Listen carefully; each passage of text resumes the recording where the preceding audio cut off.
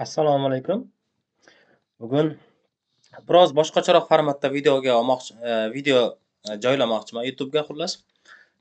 Barat Jasur ismim, ya'ni o'qituvchiman. Ya'ni meni mana shunaqa YouTube'da asosan axborot xavfsizligiga oid videolar joylab boraman.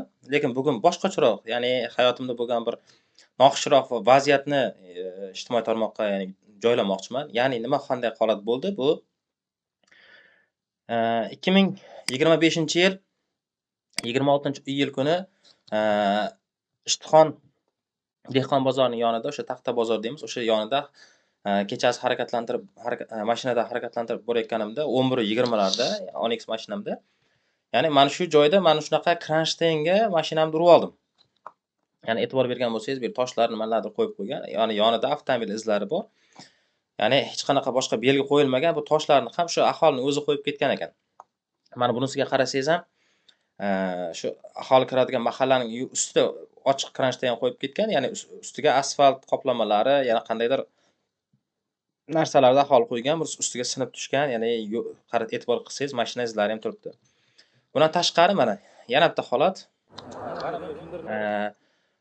Ya'ni bu yerda e'tibor qilsangiz ham o'sha moslamani qo'yib ketgan, ya'ni buni yerda qarasangiz mashina turibdi, bu yerda magazin bor, boshqa narsalar bor. Xullas, hech qanaqa belgisiz qo'yib ketgan. Keyin aholining o'zi shu o'zining xavfsizligi uchun turli xil belgilar qo'yib ketishgan ekan.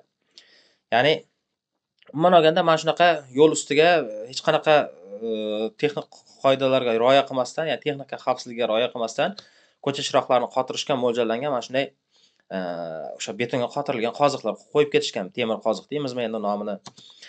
Xuddi shunaqa joyda men mashinamni kelib yo'l chetiga to'xtab, kechasi endi ko'rinmaykan bu, yo'l chetiga to'xtab charchoq bo'lgan edi, shuning uchun uyqumni ochish uchun biroz dam olmoqchi bo'lib yo'l chetiga saqlaganimda mashinamni urib oldim. Mana e'tibor bersangiz, mana bu kronshtayn qiyshayib ketgan.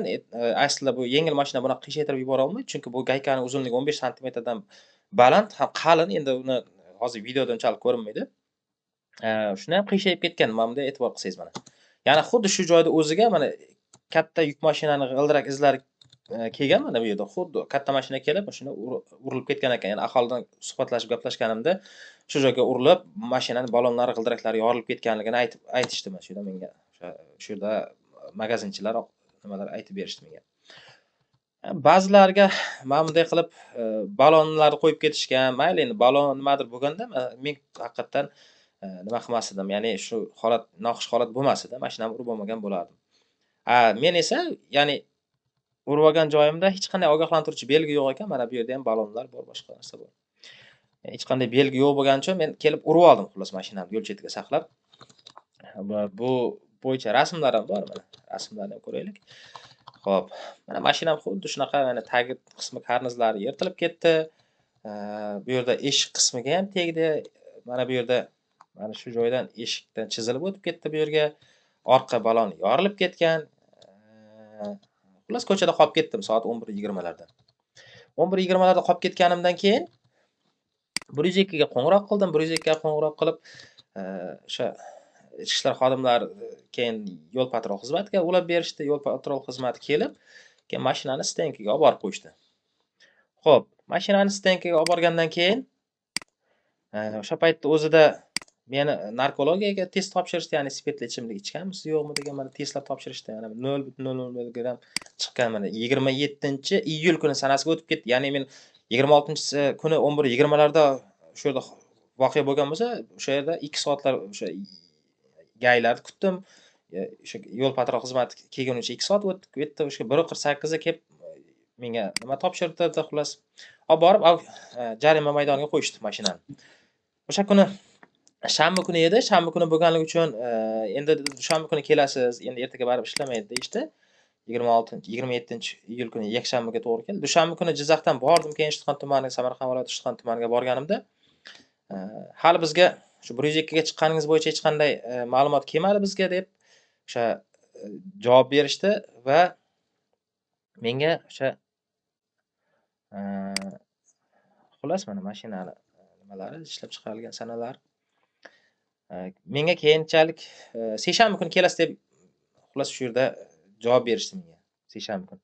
Ya'ni dushanba kuni borib, yana seshanba kuni bordim. Seshanba kuni borganimdan keyin ham ishim hal ertalabdan kechgacha o'sha rahbarni kutib o'tirdim. Yana GAI rahbarini xullas.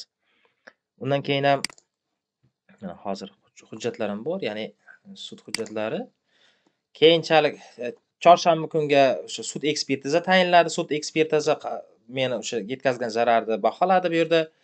Yetkazilgan zararni mana baholagan bo'yicha hujjatlar bor, mana baholash hujjatlari. Ya'ni mustaqil sud ekspertiza bor ekan. Bu to'lov bor ekan, buni ham o'sha nodavlat sud ekspertizaning 750 ming so'm bunga to'lov qildim. Keyin bizga yetkazilgan zararni mana rasmlari bilan chiqarib 7.366 ming deb belgilab berishdi. Transport texnik holat ko'rigidan o'tkazish kerak ekan. Buni o'tkazish uchun 750 ming so'm yana to'lov qilish kerak ekan. Ularni to'ladim. Mashinani jarima maydonidan 4 kundan keyin olib chiqdim. Kunlikka 50 ming so'mdan keyin unga 200 ming so'm to'ladim.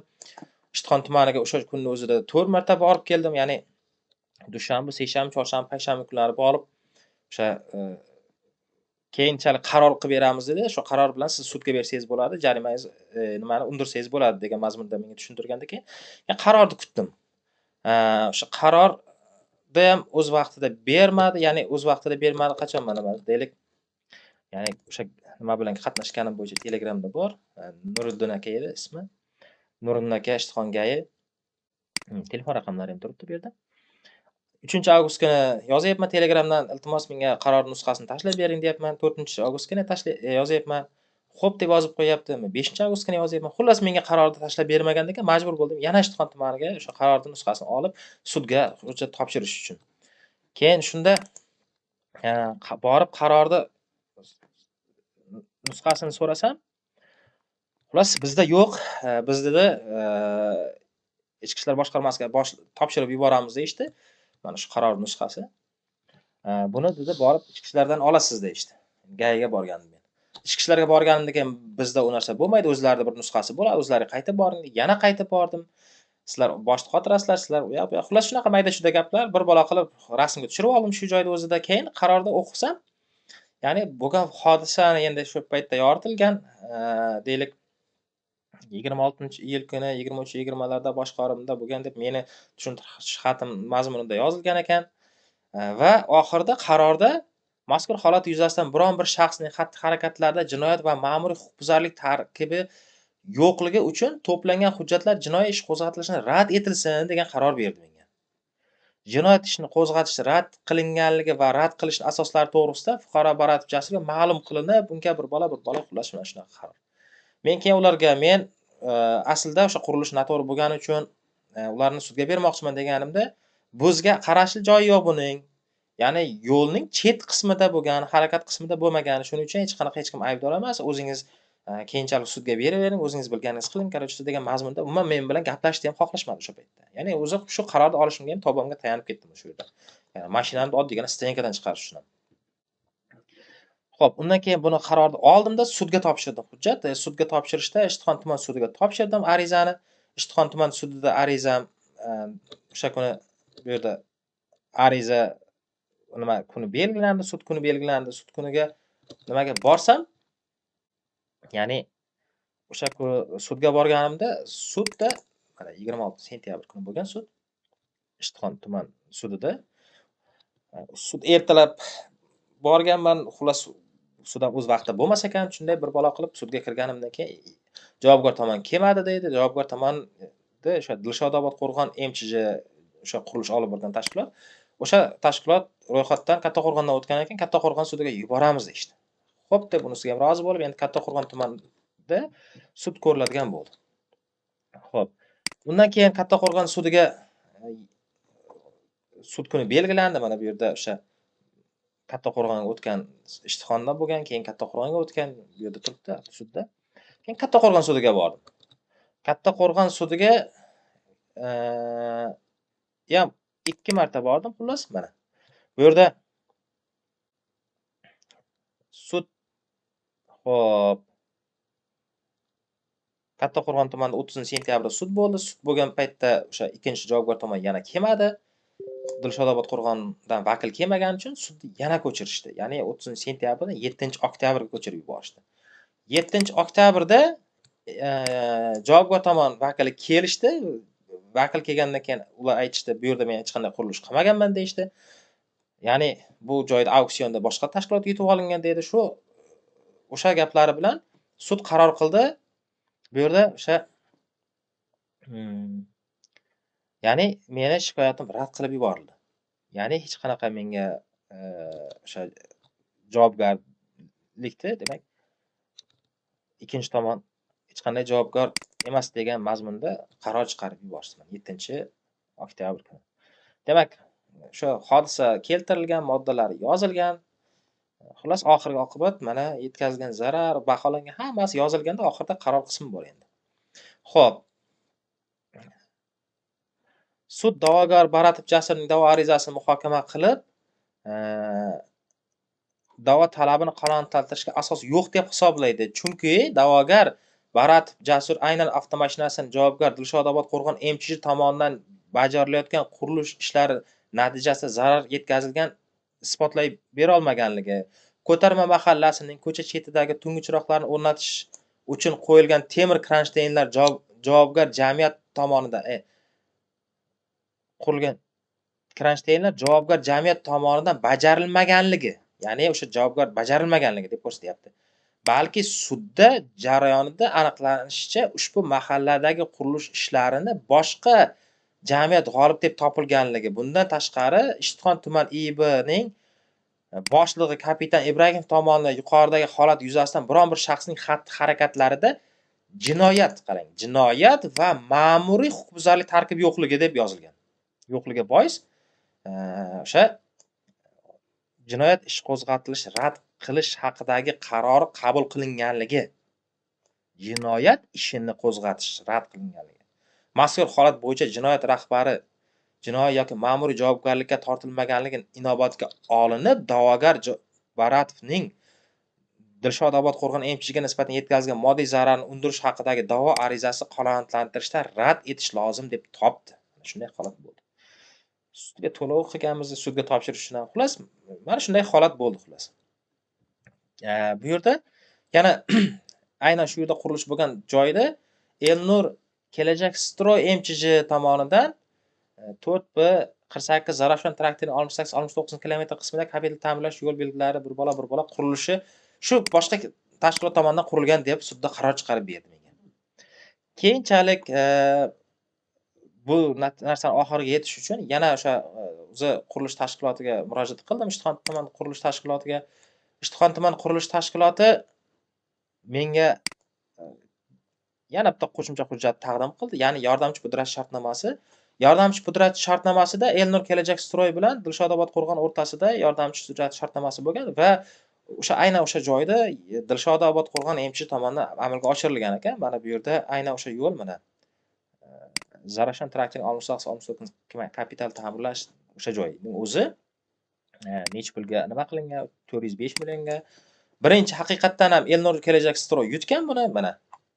Aynan o'sha joyda mana 4B48 Zarafshon traktorining 68 Elnur Kelajak Stroy MChJda auksionda yutgan va auksionda yutgandan keyin yordamchi pudrat shartnomasi qilib Dilshodobod qo'rg'on MChJga qurilishda bergan xullas. Qurilishda o'sha javobgarlik to'liq unda bo'lgan mana.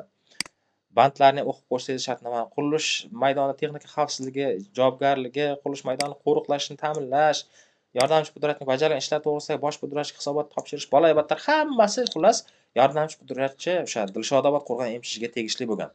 Aslida esa sudda u noto'g'ri ko'rsatma bergan, yolg'on ko'rsatma berib, bu joyda men qilmaganman degan ko'rsatmasiga binoan sud qaror chiqarib yuboryapti. Undan tashqari o'sha mana bu yerdagi o'sha Ishtixon tumani IIBning qaroriga nisbatan amalga oshirib yuboryapti.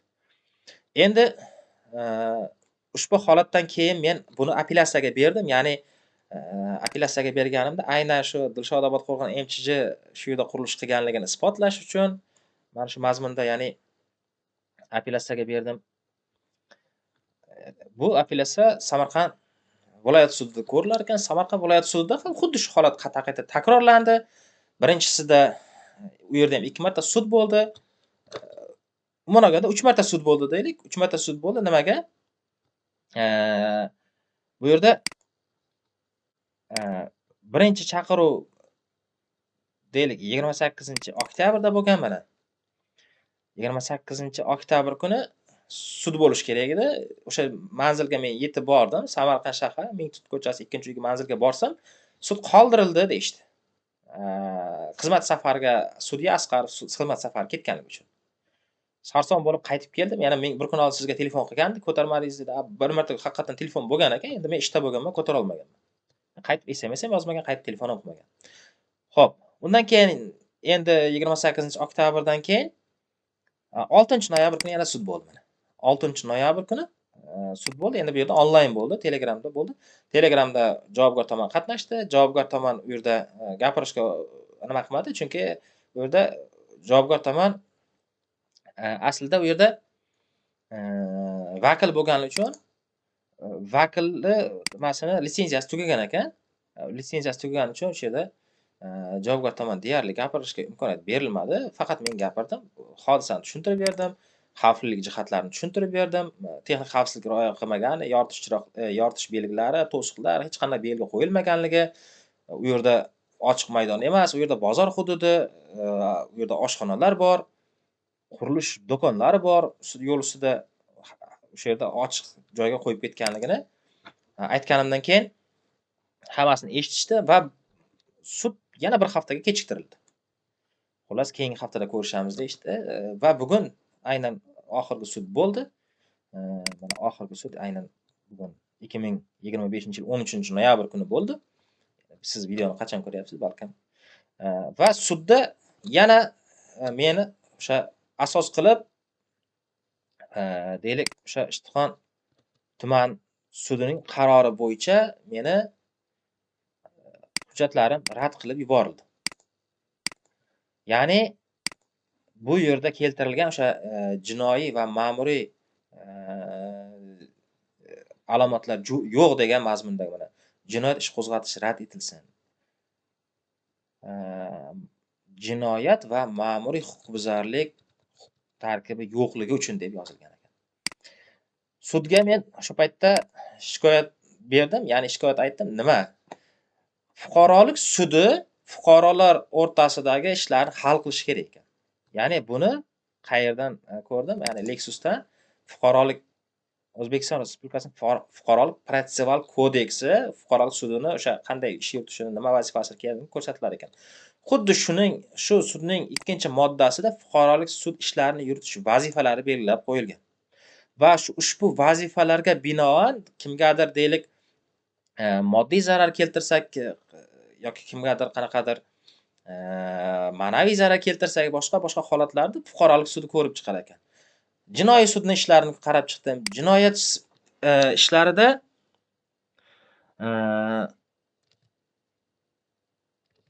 jinoyat alomatlari bo'lsa, agar menga tan jarohat etganda yoki kimgadir tan jarohat etganda jinoyat sudi ko'rib chiqar ekan.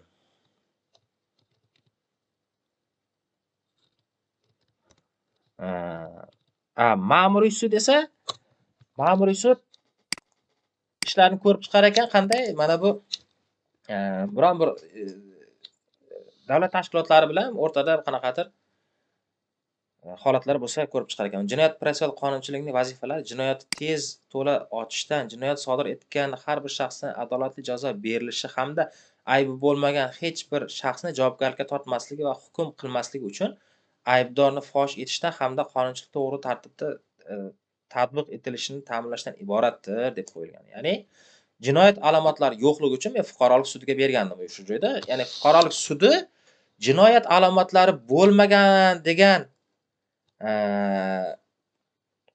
ichki ishlarning qarori bilan o'sha ishni yopib yuboryapti. Agar unaqa bo'ladigan bo'lsa, deylik kimdir aniq unga jinoyatchi faloncha aybdor shu deb ko'rsatib bergan bo'lsa, sudning nima keragi bor? Sud agar kimdir aniq qilib ichki ishlar xodimi yoki ichki ishlar boshqarmasi aniq qaror qo'lda hujjat bilan boradigan bo'lsa, uning qarori bilan ish yuritmaydi-ku. Sud alohida tizim bo'lsa, sud mustaqil bo'lishi kerak. Sud jamiyatdagi insonlarning o'sha haq-huquqlarini himoya qilishi kerak deb tushunaman. Ya'ni demokratik jamiyatda shunaqa bo'lishi kerak deb tushunaman. Ya'ni Eee, qonunlar bilan boshqariladigan davlatda qonunlar ustuvorligi bo'lishi kerakda. Qonun ustuvorligi ta'minlanishi kerak. Ya'ni bu yerda shuncha men zarar ko'ryapman, undan tashqari sud o'z vaqtida bo'lmayapti, ma'naviy zarar ko'ryapman, yo'l xarajati, o'sha onlayn video konferensiya qiling debdi, ularga iltimos qilyapman, video konferensiya imkoniyati yo'q bizda deydi. Ya'ni o'sha Kattaqo'rg'on sudi ham shunaqa deb aytishdi, Ustixon tuman sudi umuman bog'lanib bo'lmadi, ularga telefon raqamlarini ko'tarishmadi. Ya'ni men ishdan qolib bu yerda iltimos qilib, ishxonamdan javob so'rab borib 4 marta sudga borib kelyapman. O'sha Kattaqo'rg'on sudiga 2 marta, Ishtixon tumaniga 1 marta, Samarqand sudiga 1 marta borib kelyapman, Samarqand viloyat sudiga 4 marta sud. Undan tashqari mana shu qarorni olish uchun 1000 marta tavbamga tayanganman-da. Ya'ni bu qarorni mazmuni bilan tanishib chiqish umuman imkoni bo'lmagan. Mana Ishtixon Nuriddin Gaida mana iltimos qaror tashlab bering, qaror nima bo'ldi, qaror qachon chiqarib beradi. Ya'ni sudga topshirmoqchiman shu agar qarorni o'qiyapman, endi qarorda bir mazmunni mohiyati umuman boshqacha.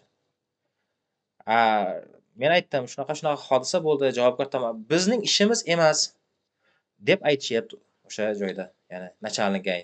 Mening ishim emas u deydi. Sen deydi yo'l transport hodisasi yo'lning обучение qismida bo'lgan deydi. Обучение qismida, chetida bo'lgan ekan, ya'ni yo'l chetida bo'lgan ekan. Xo'p, uning ishi bo'lmasa, fuqarolik sudi bu ishni ko'rib chiqmaydigan bo'lsa, boshqa bir ish unga aniq aybdorni men topib borishim kerak bo'lsa, men qayerga murojaat qilishim kerak? Qaysi davlat tashkiloti, qaysi davlat organiga murojaat qilishim kerak oddiy fuqaro sifatida? Sud xarajatlari oshib tushdi. Ekspertiza xarajatlari men 1,5 millionga ekspertizadan o'tkazdim mana shuni. Hatto narkologiya dispanserlaridan ro'yxatda turmaslik bo'yicha, psixiatriyadan ro'yxatda turmaslik bo'yicha hatto hujjatlar so'rashdi. Xuddi shu hujjatlarni ham o'sha ichki ishlar nimalariga olib borib berganman. Ya'ni o'sha Ishtixon tuman yo'l patrul xizmat xodimlarining shu nimasiga olib borib berdim mana shu hujjatlarni ham. Nimaga kerakligini ham tushunmadim. Endi menga nima foydasi borligini ham tushunmadim. Ichmaganligim aniqlangan bo'lsa, xuddi o'sha joyda chizmalari bilan ko'rsatilgan, ya'ni mana bu yerda voqea bo'lgan, sodir bo'lgan, qayerda bo'lgan, qanaqa holatda bo'lgan, masofalar, metrlar hammasi o'lchangan bo'lsa, hamma joy isbotlangan, bo'lgan voqea aniq, joyligi aniq, qurilish qaysi tashkilot qilganligi aniq, loyihani olib borib beryapman. Undan tashqari yana o'sha qurilish loyiha hujjatini ham olib borib beryapman. Mana qurilish loyiha hujjati bor ekan bu yerda o'sha ko'cha chiroqlarini o'rnatish bo'yicha. Mana quyosh panelli yoritgichlar o'rnatilgan o'sha joyda. O'sha bo'yicha aynan shu ko'cha chiroqlarini yoritishda mana bu yerda 10-bandi bor ekan, texnika xavfsizligi bo'yicha alohida bandi bor ekan. Mana shu bandda aniq ko'rsatib qo'yilgan mana bu yerda e'tibor qilsangiz, ya'ni 10.1.9 da rus tilida yozilgan. Bu yerda tarjima qilib ko'rsangiz ham o'sha yoritish belgilari, to'siqlar qo'yilishi kerak, chuqurlar oldi lentalari bilan to'sish kerakligi haqida o'sha yerda aniq qilib qurilish loyiha hujjatlarida ko'rsatib qo'yilgan. Ya'ni undan tashqari tegishli vazirliklarning qarorlarini ham qarab chiqdim. Hammasida demak texnik xavfsizlikka rioya qilgan bo'lishi kerak. Yo'l belgilari, yorituvchi kechasi yorilib qaytaruvchi, yorituvchi belgilar qo'yilishi kerak qurilish bo'layotgan joyda. Ochiqdan ochiq hech qanday bunaqa kronshtaynlarni tashlab ketish mumkin emas ekan. Hamma sud hujjat umuman olganda qonunlarni qarab chiqdim. Hammasi men tarafda, lekin sud tizimi umuman boshqacha xulosa chiqarib, bir necha daqiqada sizning shuncha mehnatingiz bir tinga chiqarib tashlashyapti. Undan tashqari shu sud tushunsa, meni holatimda adolatli qaror chiqarsin degan maqsadda sudyaga ham, sudya yordamchisiga barcha hujjatlarni, yana mana shu to'plangan hujjatlar barchasini, mana video, rasm hammasini mana bunaqa qilib tashlab berganman. Mana sudya yordamchisi mana shu. Mana shu raqam shu Samarqand viloyat sud fuqarolik sudining yordamchisi ekan. Mana shunga tashlab berdim mana. Xo'p, ha aka tashlab berdim barcha hujjatlarni deyapti men. O'sha hujjatlarni tashladim, sudyaga tashlab bering iltimos. Rasmlarni tashlab beryapman. Mana bu yerda baholash, transport, narkologiya test, texpasportda prava, auksionda yutilgan, tuman hokimligining javob xati, tuman hokimligi ham bu yerda o'sha qurilish bo'lgan tashkilot Dilshodobod Qo'rg'on MCH tomonidan tenderda g'olib topilgan va qurilganiga ma'lum qilamiz degan ma'noda berilgan. Ya'ni Arziqulov Ishtixon tuman qurilish uy-joy kommunal xo'jalik bo'lim boshlig'i tomonidan berilgan. Ya'ni menga shu javob xati kelgan. Men qaysi tashkilot qurganligini aniqlab bering deb xat bilan chiqqanimda. Mana shularni asos qilganman, ya'ni qurilish qaysi tashkilot qilganligini. Undan tashqari mana videolar tayyorlab berdim, ya'ni dalillarni to'plab shular shu vaqtda ko'rsin, shu dalilda adolatli qaror chiqarsin degan mazmunda. Ya'ni xo'p, mana deylik, holat bo'lgan bo'lishi mumkin. Mening aybim bilan xo'p kechasi yo'l chetga qaramasdan chiqib ketganman mana deylik. Mana shunday aybdorman deb hisoblaylik o'zimni. Lekin qarasangiz bu yerda mendan boshqa nechta avtomobil mana shu yerga kelib urilgan, mana mashina izlari, g'ildirak izlari mana shu yerda qarasangiz turibdi mana shu yerda izlar. Bu yerda do'kon bor, mana bu yerda narigida oshxona bor, narigida tarvuz, qovun sotib o'tiribdi yo'l ustida. Mana bu yerda ko'cha kirib ketadigan ko'cha bor keyingilarida. Biroz ehtirosga ham berilib ketyapman. Mana bu yerda mashinalar kelib urilgan mana bu yerga. Mana bu yerga mashina kirib turishi kerak. Mana agar kirish uchun qayerdan? Mana bu yerda mashina o'tyapti yonidan. Shunga urilib o'tish mumkinmi, yo'qmi? Ya'ni kunduz kuni ham shunaqa holat bo'lishi mumkin. Mashinadan tashqari bu yerda e'tibor bersangiz, bu ya'ni peshobod yo'l ustida bu yerda velosiped harakatlanishi mumkin kechasi, odam piyoda yurishi mumkin ehtiyotsizlik bilan. Agar mana shu qoziqqa piyoda ham oddiygina borib shuna urilgan paytda u tan jarohati yetishi mumkin, kerak bo'lsa juda noxush holatlar bo'lishi mumkin edi bu yerda. Ya'ni shu bitta tashkilotning o'sha texnik xavfsizlikka rioya qilmagani uchun mana bu yerda o'sha mashinam kelib urilgani videolar, mashinamni shinasi yorilib ketgan. Shu videolarni ham joylashtirganman bu yerga. Mashinani shinasi yorilib yotibdi. Mana ahvol, mana bunaqa ahvolda bo'lib yotibdi. Ijtimoiy tarmoqqa, ya'ni YouTube'ga bu videoni joylashimdan maqsad aholi bir ko'rsin, ya'ni shu holatni o'zlarining fikrlarini bildirsin. Agar to'g'ri meni obunachilarim kam, balkim obunachilarim hech qachon menga like bosing yoki bir narsa qiling deb iltimos qilmaganman. Agar imkoningiz bo'lsa, shu videoni mabodo sizga aylanib shu video sizga ko'rinib qolgan bo'lsa, iltimos sizlardan buni ko'pchilikka tarqatishga harakat qiling. O'zbekistonda mana adolatli hukm chiqarish bu sudlarning vazifasi ekanligini tushunsin. Agar yuqoriroq turuvchi organlardan birorta agar kishi yordam berib, imkoniyat bo'lib qolsa, menga yo'l ko'rsatishsin. Ya'ni asosiy bu yerda men shuncha qilgan mehnatim, shuncha o'sha holatda adolatsizlik bo'layotgan holatdan shunchaki men xafa bo'ldim bu vatanda. Vatanimda, ya'ni shu vatanda, shu yurtda tug'ilib, men shunday holatga, noxush holatga tushib, yana adolatli qaror bo'lmaganligidan xullas juda qattiq xafa bo'ldim. Hattoki sudga, bugungi sud bo'layotgan sudga ikkinchi tomon qatnashgani ham yo'q, hech qanday unga e'tiroz ham bildirgani yo'q, shikoyat ham bildirgani yo'q, shunchaki hech qanday ishini ko'rishmadi. Mayli, sog'-salomat bo'ling, katta rahmat. Balkim shu joygacha videoni ko'rgan bo'lsangiz, rahmat. Sizga bunday holatlarga hech kimga ravo ko'rmayman, hech kim bunday noxush holatlarga tushmasin. Sog'-salomat bo'ling, har doim sog' bo'ling.